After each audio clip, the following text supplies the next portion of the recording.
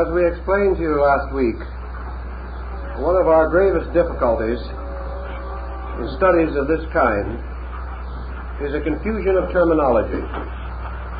Because in the course of man's philosophical and religious history, many schools have arisen which devised systems essentially very similar, but in detail often confused by arbitrary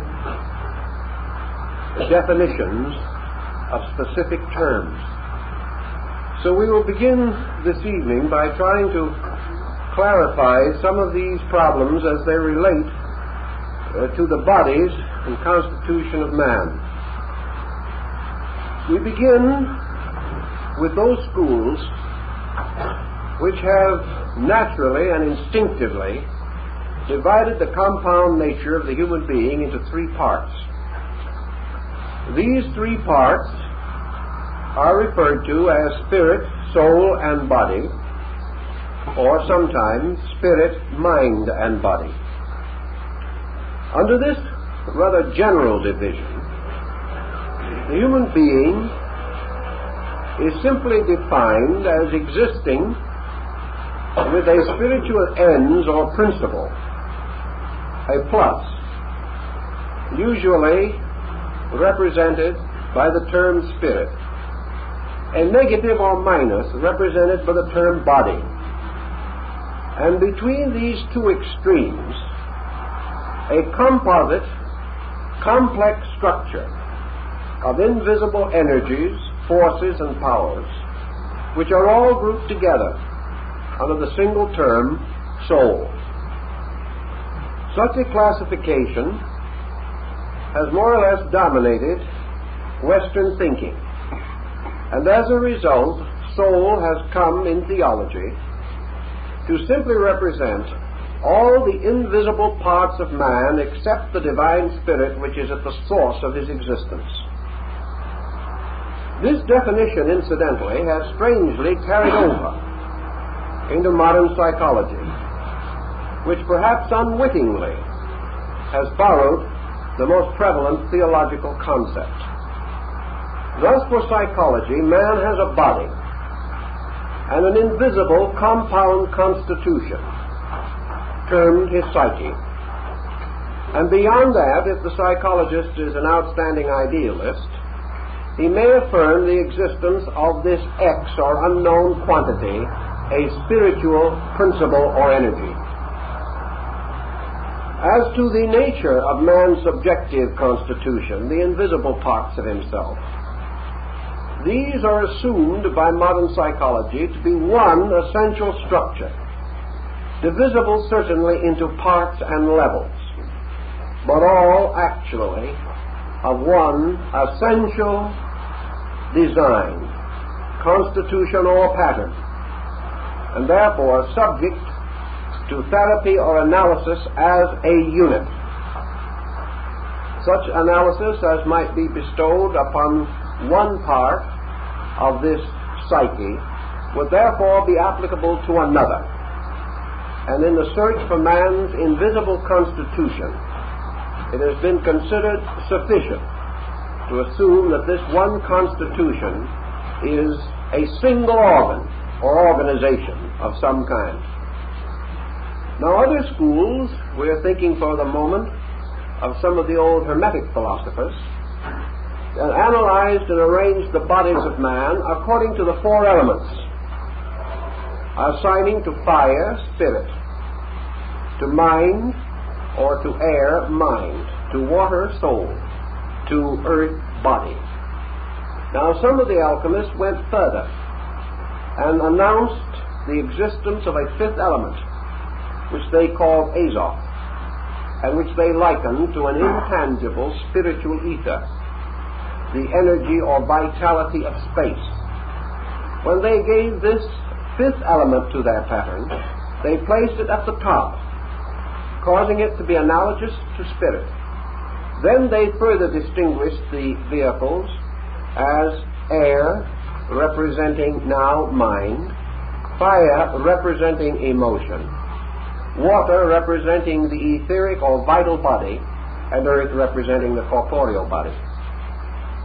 Now this division is essentially that which we find in the writings of the German mystic Jacob Boehme, and it occurs in a large number of the medieval systems, particularly those that came under the influence of the early Christian and Muslim mystics. Now in the East, and in some other groups, particularly the Egyptian, the septenary division of man was recognized. Man was therefore composed of 7 principles. Under such, in the Hindu system, we find the first or highest of these defined as Atma. Atma was the spiritual root, equivalent to our term spirit. They then considered the second of these planes to be called Buddhi, which was the sphere of universal cognition. This was their second word. They then took what is called the Manasa field, and they divided it into the Rupa and Arupa manas, or the higher and lower, or the lower and higher in that order, aspects of mind, which gave them 4 divisions. They followed this by the 2 divisions of Kama, that we referred to last week as Devakan and Jamaloka. They then went to which gave them 6 principles. They then descended to the etheric field and named the vital principle, or vital body, which gave them the 7. They never considered the body as a principle. It was always a vehicle, or vahan, or container of principles. This septenary division also arises among the Gnostics, and we learned that we have traces of it in Neoplatonism, in the visions and symbols of Plotinus and Proclus. Thus, you see, we have quite a confused picture. Yet this confusion is rather in the arrangement of a pattern, rather than in any definite difference in the principles involved. It depends entirely upon the term, the school, and the group to which you belong as to how you wish to classify these different vehicles or sections of man's constitution.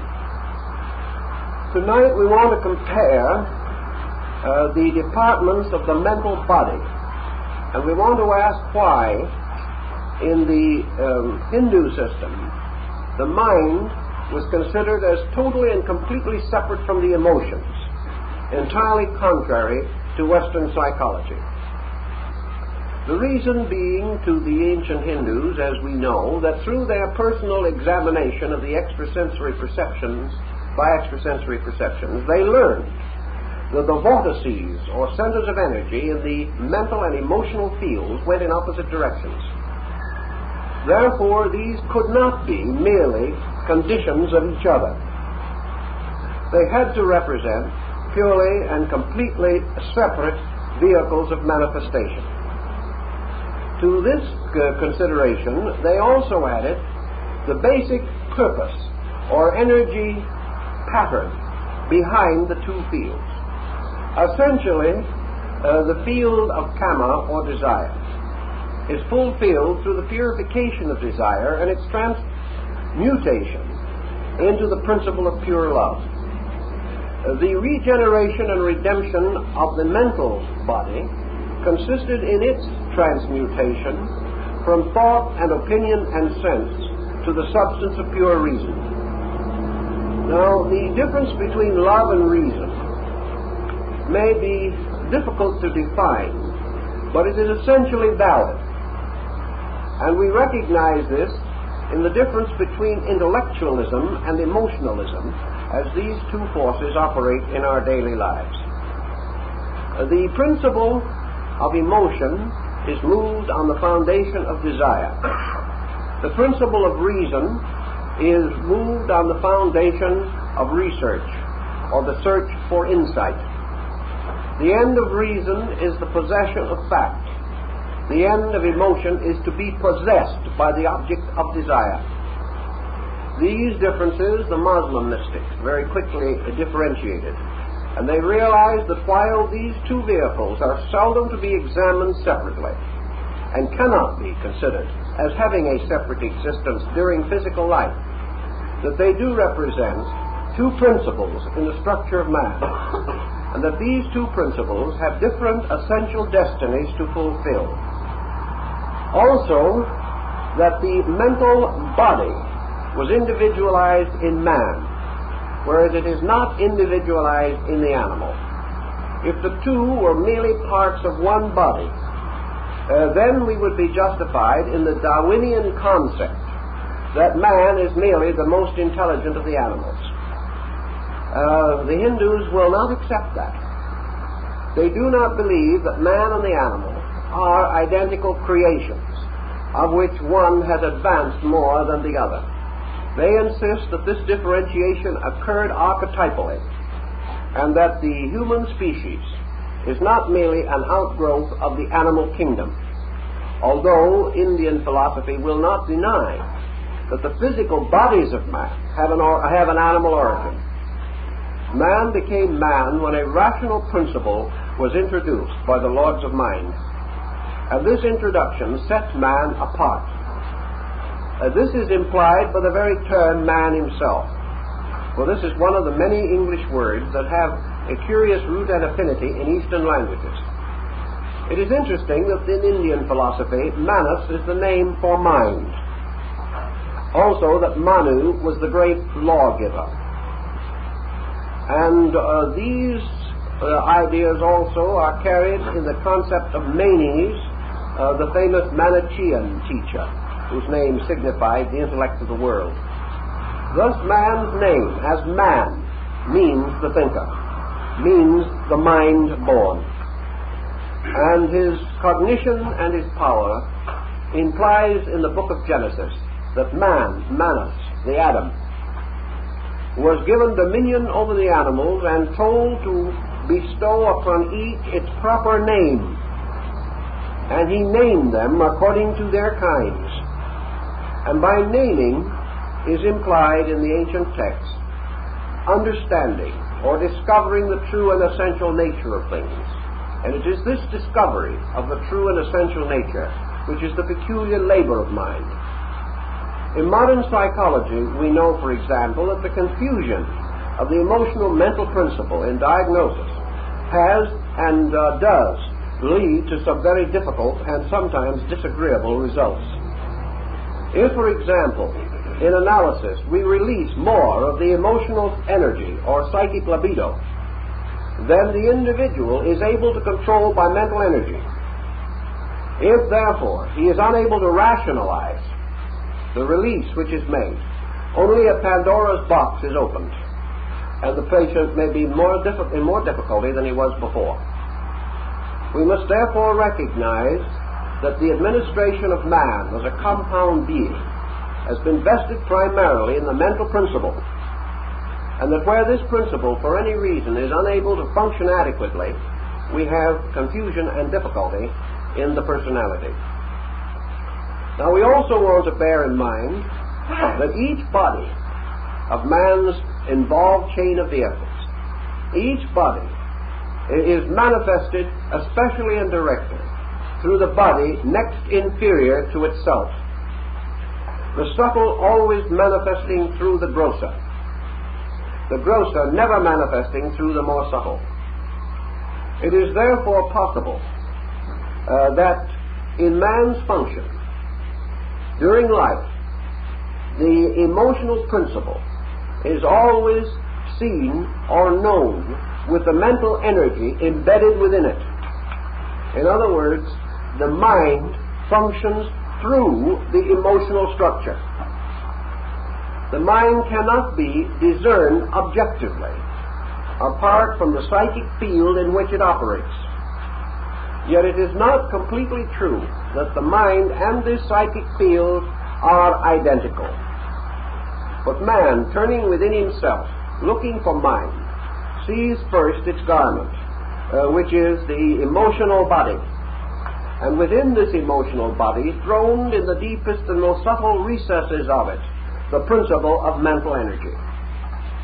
Thus it might well be termed the Merkaba of the ancient Kabbalists, the chariot of ecstasy. For it is this mysterious emotional principle, the Shekinah of the ancient Jewish law, that goes before the Lord in glory, representing the vestment, veil, or appearance through which the mental power is able to manifest or release itself. Recognizing these as essentially the teachings of certain legitimate schools, we cannot, under the limitation of time that we have, try to reconcile all of the details. But we must begin our study of the manas principle as it applies to our major theme, which constitutes the body sequence.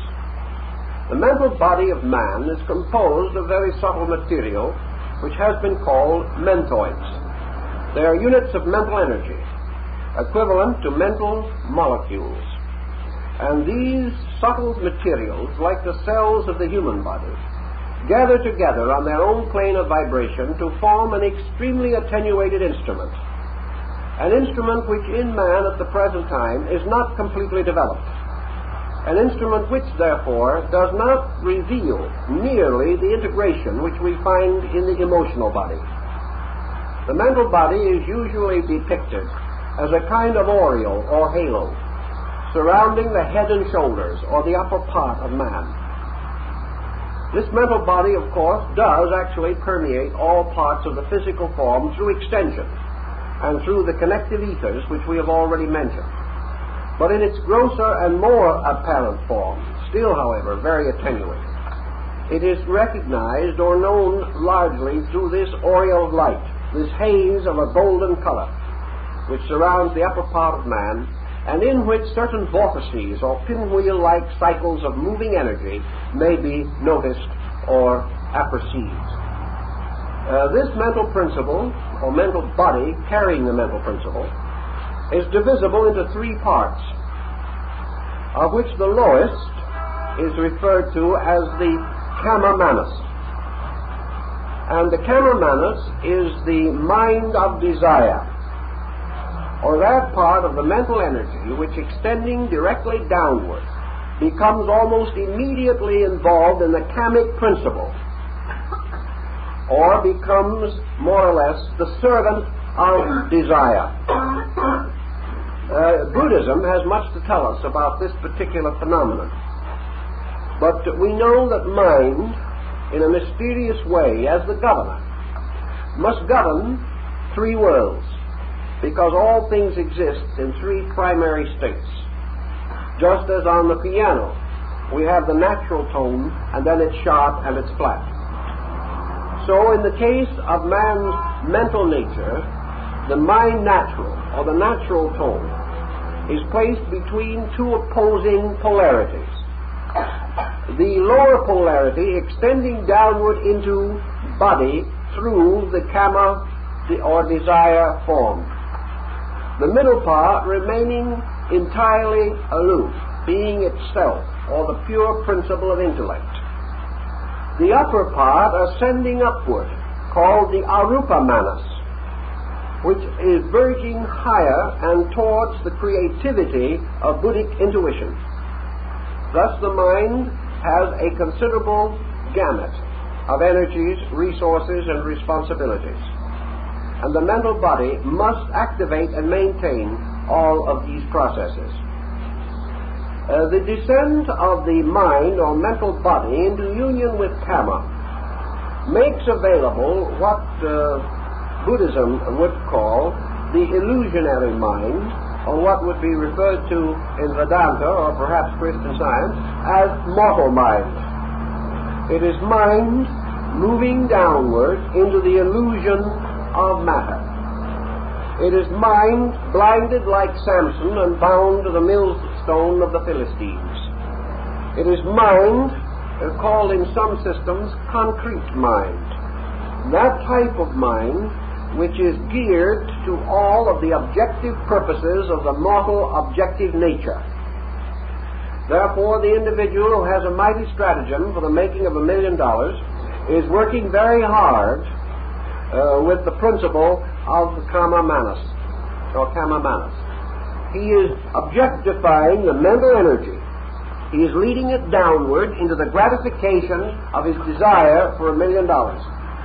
For that reason, mind is captured by desire and held, and becomes the slave of desire, and begins the long and elaborate process of trying to satisfy desire, or to fulfill the innumerable insistencies of the emotional nature.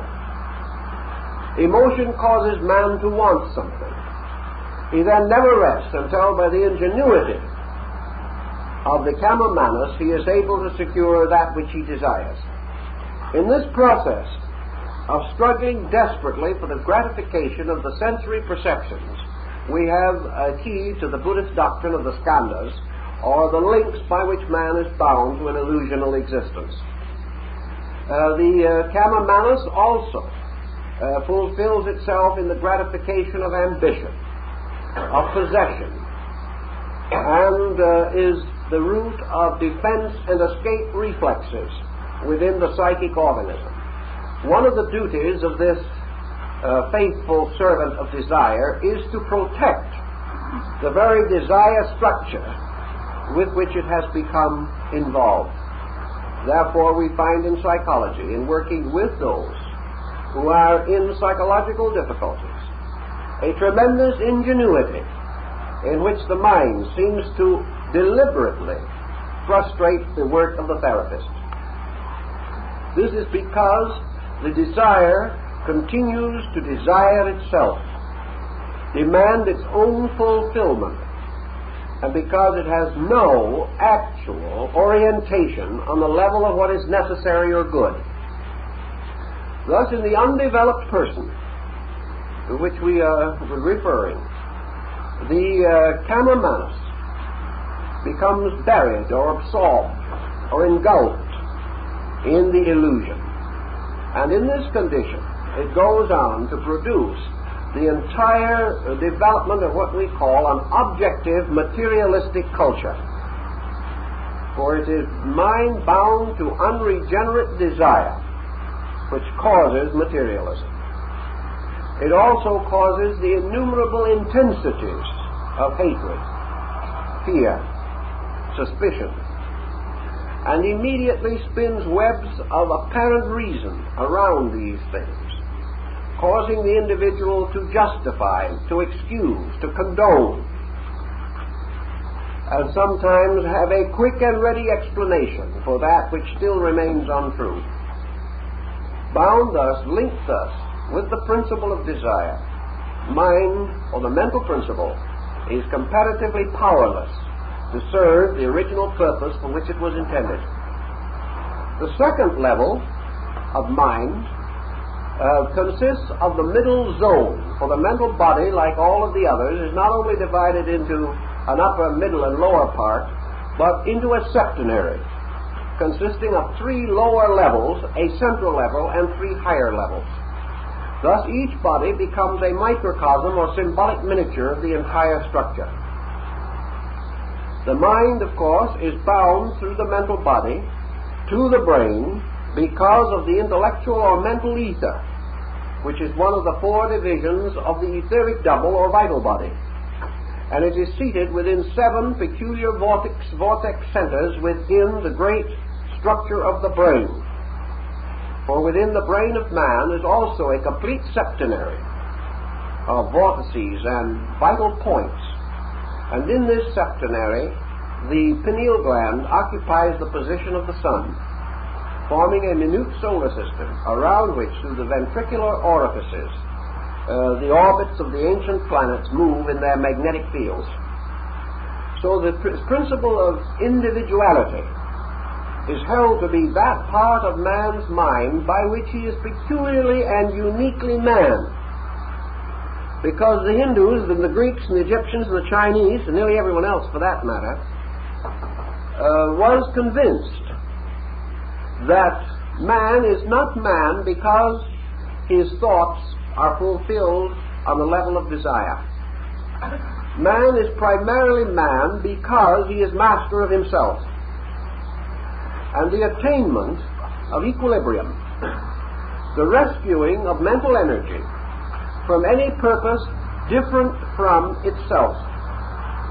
It is therefore the peculiar concern of the fourth or central zone of the mental body.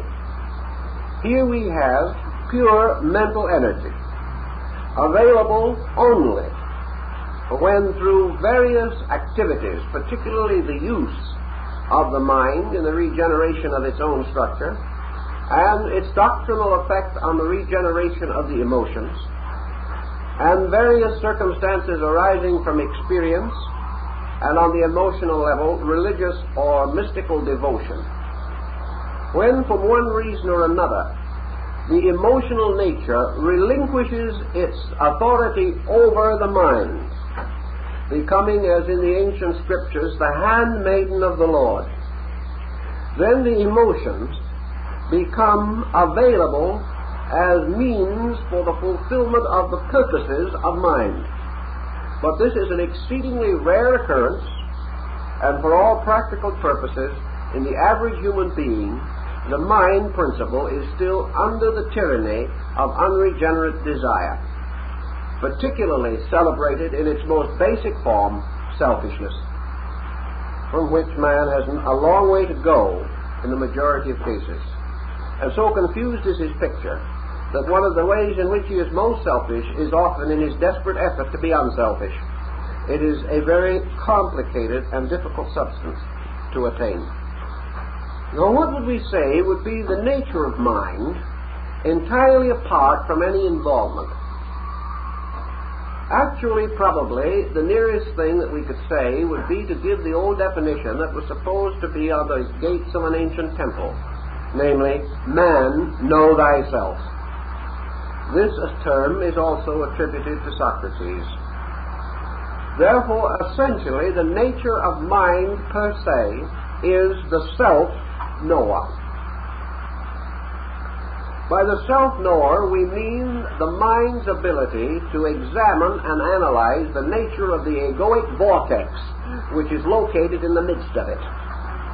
For what man calls essential selfhood, or his existence as a sentient individual being, is posited on the fourth or central zone of the mental body, and is usually visible there as a ring of light, the mysterious ring of the Nibelungen and the ring of the gods. This ring of light represents the selfhood of man, the psychological entity, or the focal point of all the attributes and attitudes and aptitudes which make up individuality.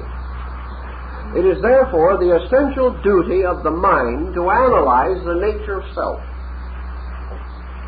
And in making this analysis, to discover that part of self which is an illusion, to discover the relationship between self and reality, and to come to the final Buddhistic conclusion that the ego, sattva, or personal self is not the reality, but actually, basically, and inevitably, as the Gita tells us, it is the slayer of the real.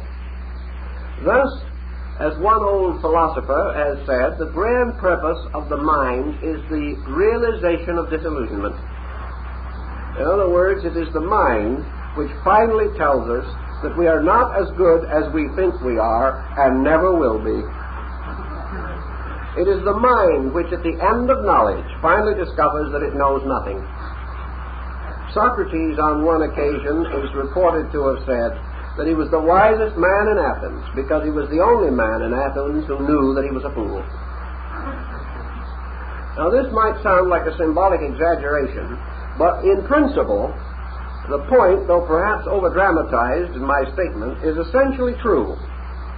Namely, that until man, by means of the mind or the intellect, recovers from the hypnosis of intellectual existence, he is going to be bound forever. If not in servitude to desire, he will be bound in servitude to egoism, which is not much better. And of all egoism or egotism, the primary impulse is the desire to exist, or the desire to be, or the desire to survive. This, then, is, to Buddha, the greatest of all the illusions. Now, it isn't simply that the principle of intelligence or individuality is merely to discover this negative and pathetic point about its own existence. There is more to the story than this. Actually, the individual rescues himself by discovering the fact about himself.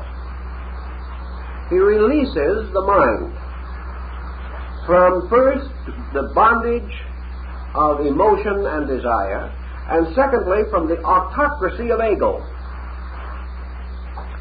Now, the mind itself has an apperceptive range, and the mental body is therefore divided into zones capable of supporting the uses of energy, just as the physical body has veins and nerves and arteries and tissues because of the various energies that are necessary to maintain it. So the mental body has various degrees of substance within it, suitable for the dissemination and distribution of the various qualities of mental energy.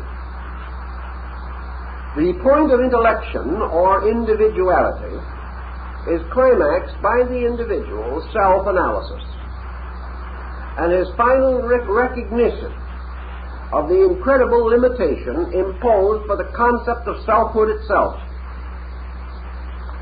He therefore gradually gains the possibility of intellectually transcending the fact of his own individuality.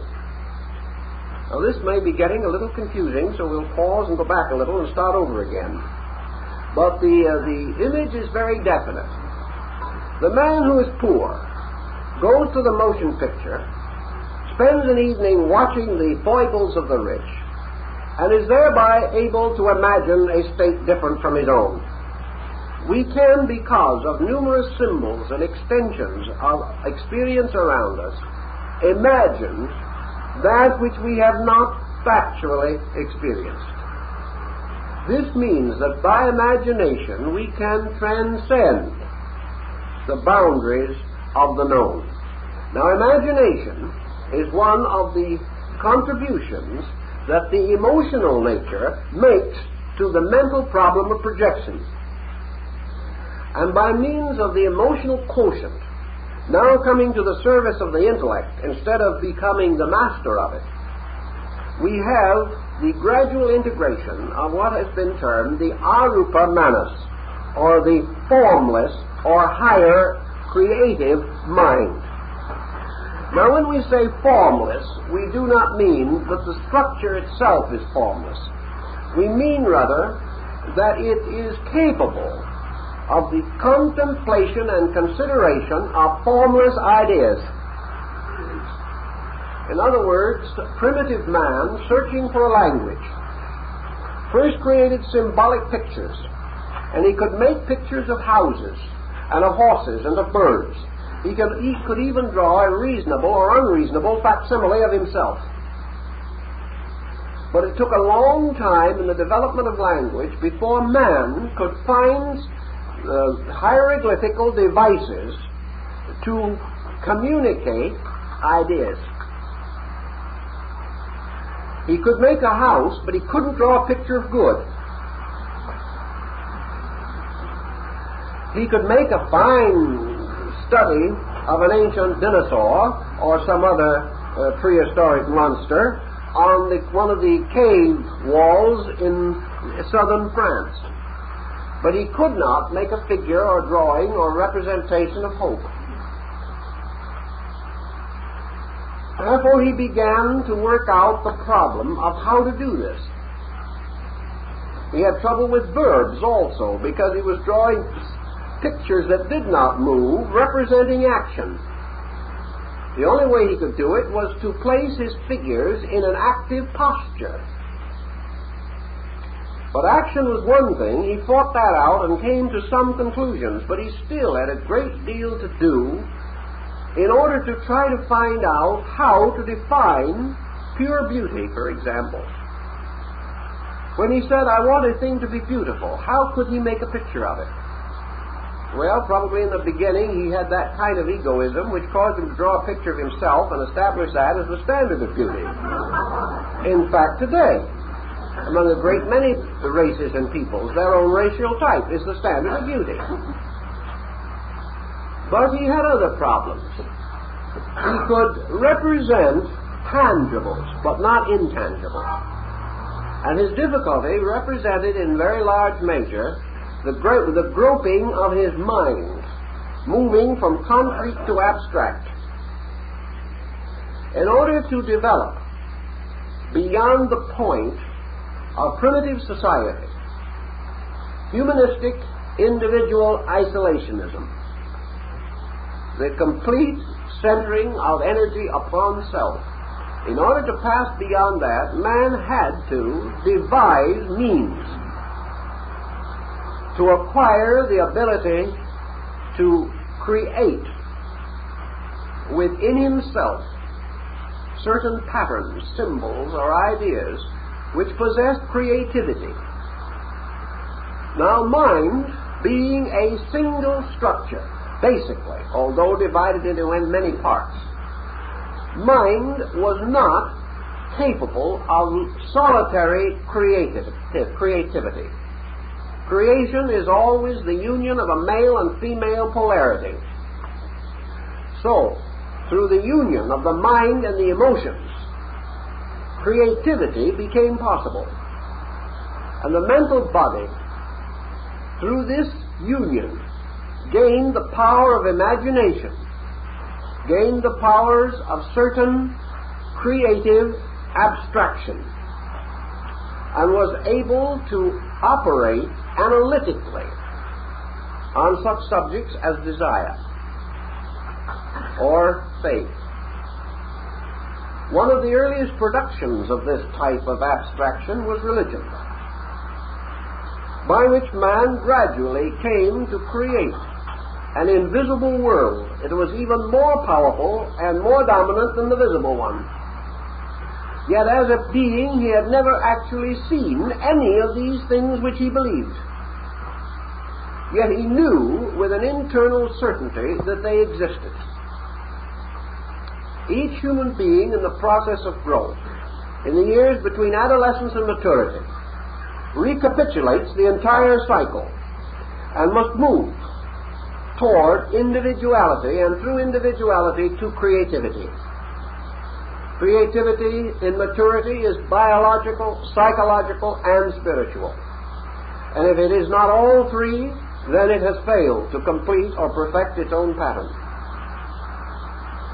On the level of abstract mind, then, we find the gradual development of philosophies, of religions, of arts, the rise of great ethical institutions, the development of all of these dreams by which man, different from any other creature known to him, is able to long for, yearn after, and attain that which is different from his present state, and do so by his own energy. Had the animal world possessed this power, man could never have been master of the earth. If the animal had creativity on the psychic or psychological level, man could never have dominated the world. It would be the animal that would have built cities instead of man, and would have defended them. But because man had this faculty, he has made himself Lord of the creation that we know. Certainly, he is Lord of it largely symbolically, because he actually dominates no part of it except that which is lesser than himself. Creativity, then, in the experience of the individual, produces certain changes in the structure of the mental body.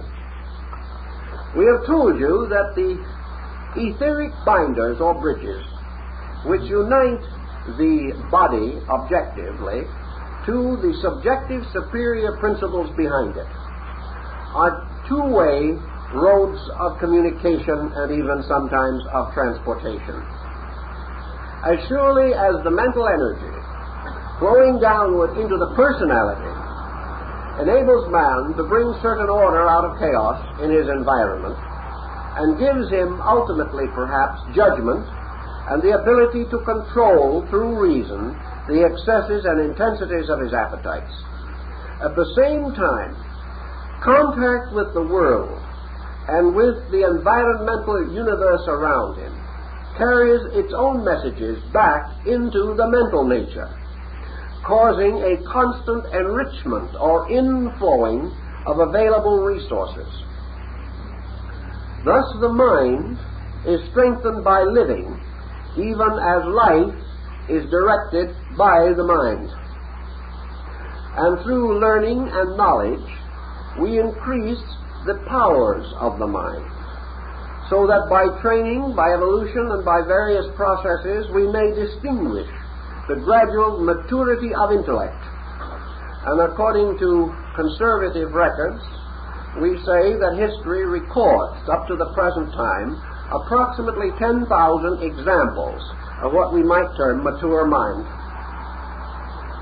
In other words, mind that has reached a degree in which it has no longer been forced to concern itself primarily with its own existence, but has transcended this and made creative contribution to the universal well-being of humanity. In this level, then, mind grows. The Platonic school instructed disciples. Learning penetrates into various parts of the mind according to the nature of the learning. That learning which is primarily for the maintenance of the personality and which may be heavily catering to the selfishness of a generation or a perspective at the time, naturally strengthens the relations between manas and kama and causes gradual development of ambition motives. The mind then begins to figure how it can advance the personal life of the external individual through the use of the skill which it has gained. Therefore, we read the little ad in the paper. There's nothing wrong with the ad, but in the study of man's nature, it tells us something. Take our course and earn more money. The point is very simple. The project is to inspire skill in order that the individual may improve his material condition. The motive then belongs on the kama manas level, or the use of mind, or the improvement of mind for the fulfillment of desire. This level is not the only one upon which we function, however. And we know that there are many systems of knowledge which do emphasize the fact that by learning these things, you become a better person. This type of appeal is directed toward the fourth level, or the level of individuality. It is the seat of the intelligent principle located in the central part of the mind structure and also the throne or immediate environment of the ego. The development then of individuality by the mind means the training of the mind for its own sake. This is like on the physical plane, a certain type of person who gets up every morning and takes a 2-mile walk before breakfast. He is not going anywhere, and he doesn't expect to arrive anywhere except back home again, but he certainly is developing a fine physique. He is exercising the body for the sake of the body. We may meet him so often on shipboard, doing the 5 turns of the deck before breakfast and waking up everyone on the ship. He is not doing this primarily because he enjoys it. He's not catering especially to kama manas. He is not doing it because actually it is going to serve anybody else. It is only going to disturb them. Therefore, he is not doing it for the sake of universal good. He is doing it because he regards it as a healthful exercise, or exercise for the sake of exercise. In the mind, we have the same type of problem, and when this is clearly defined, we have what we commonly term the pure intellectual. He is the individual who learns from the love of learning, who enjoys new ideas for their own sake primarily, and whose life is best satisfied in the adventure of extending his mind into the unknown, not because he even expects to use what he learns for himself primarily, simply because he is an adventurer on a mental level. He lives to use the faculties that he has and rejoices in the fact that he possesses them. On an intellectual level also, these are the persons who very often become what has been called by David Starr Jordan the impotent intellectual. He is the individual who knows a great deal but does nothing. He is the English teacher who can use every word in the language effectively but has nothing to say. He is the individual who has a magnificent instrument which he has polished and perfected, but has not really learned any reason for having the instrument. It is simply wonderful and beautiful because it is his. Or the accumulator, who gathers all kinds of things he does not want and does not need, simply because of the joy of gathering them, finding them, and knowing that he has them. This intellectual person is more or less of a discouragement to those around him, because he is completely satisfied to think. He finds his life as full of thinking as other people find it full of thoughtlessness. He is very much like the person who lives only to gratify his desires. It's a one-pointed program. And whether we're satisfying our love of thought or satisfying our appetites, the satisfaction represents a use which in itself is neutral. And being neutral is the weakest of all applications, because it reminds us of that famous statement of what the Lord does to those who are neither hot nor cold. The mind, however, has above this level a further gamut of extension upward into what has been sometimes called the buddhimanas, or the Arupa. That is, this motion into the world of ideal. The mind gradually reaches the point in its ascent through the structure of its own nature, in which its own reflections can no longer be held within the bounds of the mediocre. The mind cannot be stopped in growing. And as it grows out of its appetitive attachments into those of pure intellect, which may be termed essential scholarship, and has many parallels to what we call the exact sciences, it then proceeds onward to the development of bridges of consciousness between itself and that which is next superior to itself.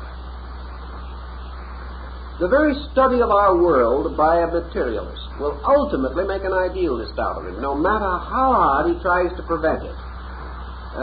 We will refuse to accept a negative statement on this, because while it may not be accomplished in one life, and it might take him 25 lives to do it, any individual who is essentially a sincere scholar will ultimately become an idealist. He can't help it, because he can't stop himself. He can block himself through the period of a lifetime by closing his mind. He can frustrate the very motion of growth within him by taking a highly reactionary position and forcing this upon his own nature. But he cannot keep it up, because the pressure of growth, like the pressure of the little root between the rocks, will ultimately break the stone. Nothing can prevent growth. So the very development of mind itself means inevitably that mind must escape from the obvious and begin the contemplation of that which is not obvious.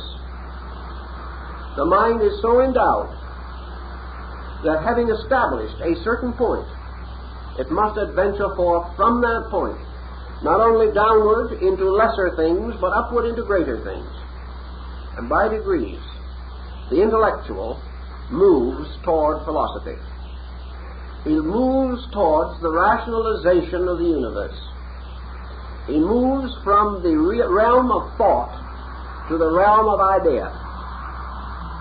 And as he does so, he gradually gains familiarity with this sphere and discovers that ideas are a wonderful, flexible material which can be molded, and that he is living, possessing within himself faculties by which he can apperceptively know more than the mind can actually, rationally reveal to him. So rationality, which we like to consider to be the highest attribute of the mind, is that level which has accepted the reasonableness of certain things that cannot be immediately perceived. Rationality is orientation in a world of reason, whereas intellect is merely orientation in a world of facts. Man, having attained rationality, for example, recovers from the diseases that come from the absence of this quality. We are reminded of Bacon's famous definition of atheism. A little learning inclineth the mind to atheism, but greatness of learning bringeth the mind back again to God. Thus reason can accept God when intellect cannot. But in the process of achieving this, reason has rescued God from the thought forms imposed upon it by intellect. Thus, reason is forever justifying itself by redeeming false concepts about things presumably known or believed. When we come upon an idea superior to what we have, we may say that it is reasonable, because it does not break the essential pattern of conviction, but extends beyond the obvious.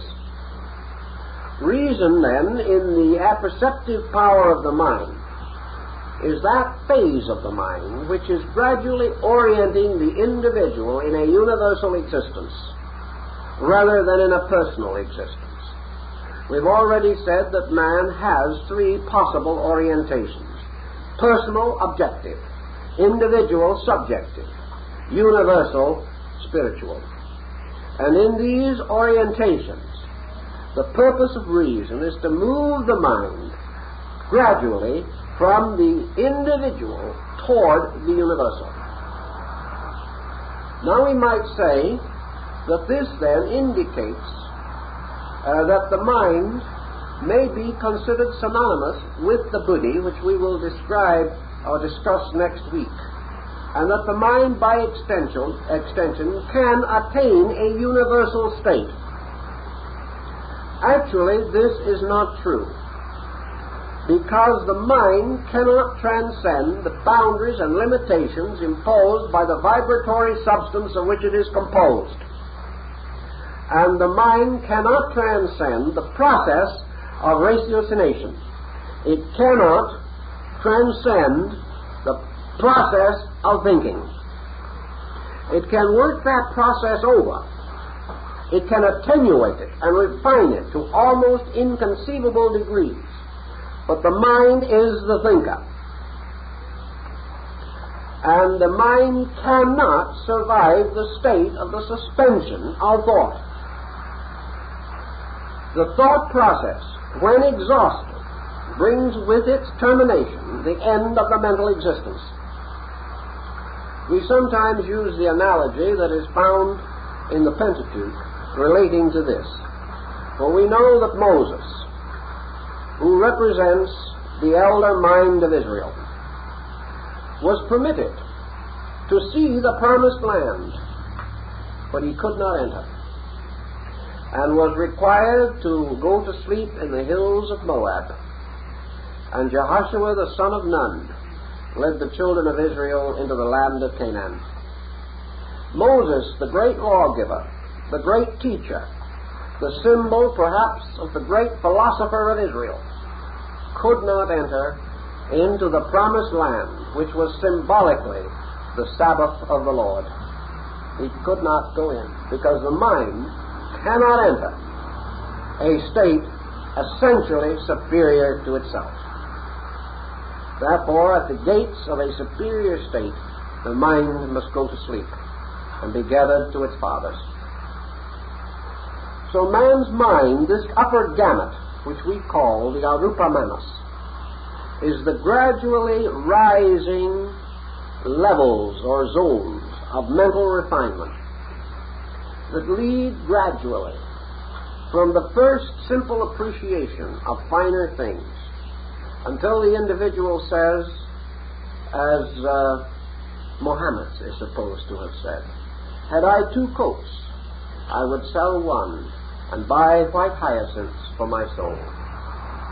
When man reaches this point, he is beginning to escape from the tyranny of collective mind or material mind. Other things are becoming more important to him. There has been a union between the refining and unfolding emotions and the mental principle. And from this union is being born the beautiful. That which dedicates its energies and resources to these things which have inward and eternal significance.